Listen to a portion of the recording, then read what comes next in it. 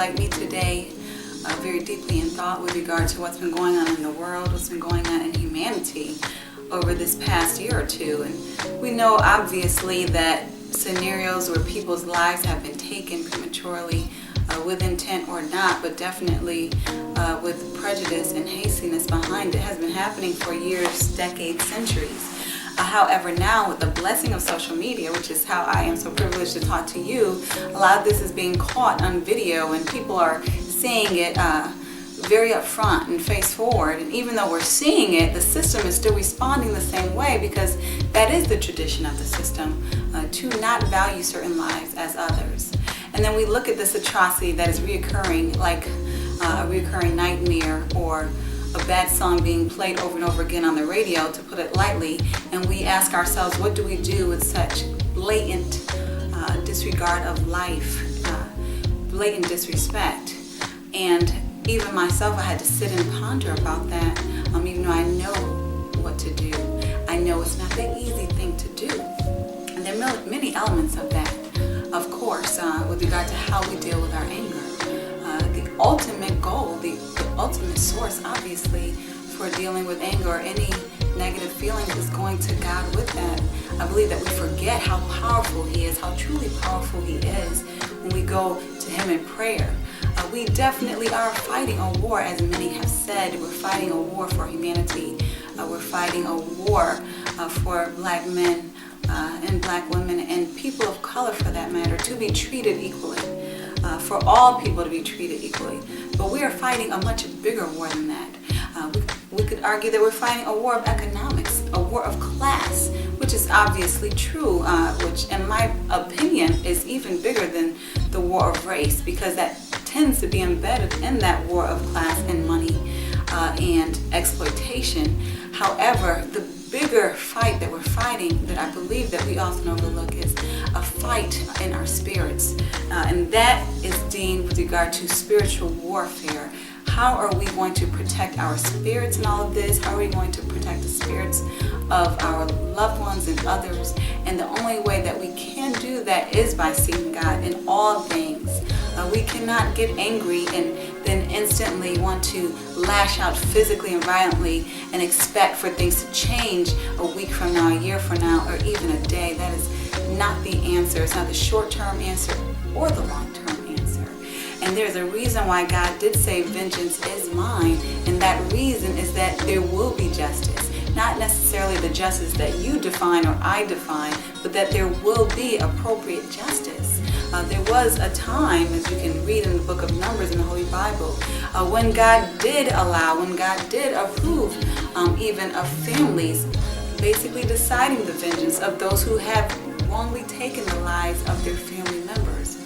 But God wants us to be compassionate. He has raised us, He has taken us to a higher level of consciousness, and He wants us to use that compassion to leave that vengeance to Him so that He can handle it in the best, most appropriate way, because we all have sinned in one way or the other.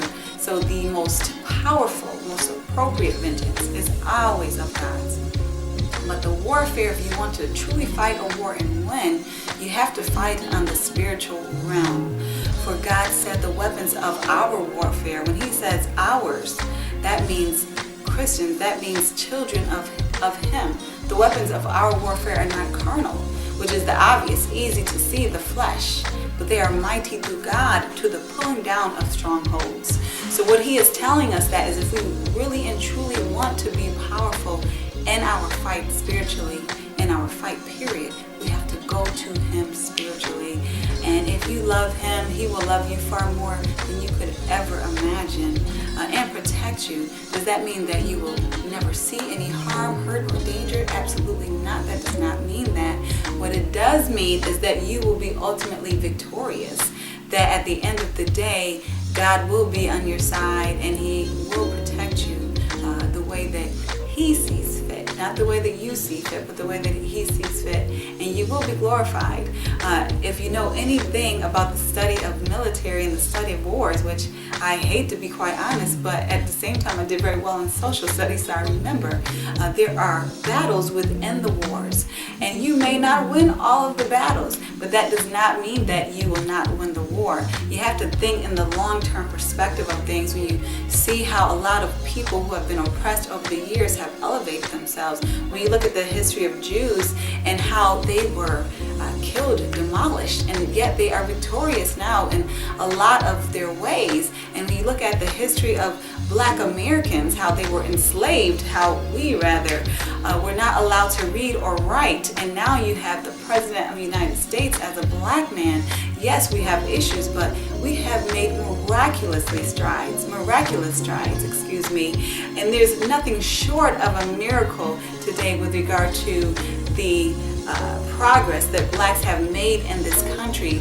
Yes, we can absolutely dwell on those negative statistics that we love to hear over and over again, but the truth of the matter is, if you look at where Black people have came from, people who were not being able to be recognized as people, from people who could not look other people in the eye, from people who would be killed if they even were caught reading, and if they were caught passing on any knowledge or any asset whatsoever to their inheritors, were destroyed and demolished. If you look at that to where we are today, individuals who have equal access, physical access, I might add, in a way like never before. Do we have complete access? No, we don't, but it is becoming more equalized each day, to the point where we are able to share more with our children and offer more with our children.